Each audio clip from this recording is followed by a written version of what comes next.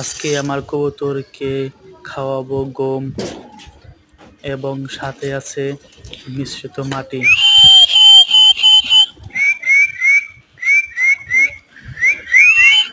সবগুলো কবুতর আমার বাসায় সরে নেমে আসতেছে, দেখেন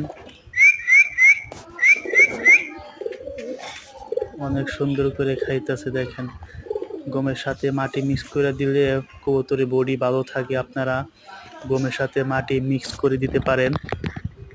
আমার কবুতরগুলা 3 থেকে 4 মাস পর পর আমি এতে ভ্যাকসিন করে থাকি। এতে করে কবুতরের ঠান্ডা, জ্বর এবং পায়খানা ভালো থাকে। এটা হচ্ছে রানীক্ষেতের লক্ষণ। রানীক্ষেত যদি না আসে আপনার কবুতর ইনশাআল্লাহ কিছুই হবে না। সবাই ভিডিওটি শেয়ার, লাইক এবং সাবস্ক্রাইব করে দিবেন। আসসালামু আলাইকুম।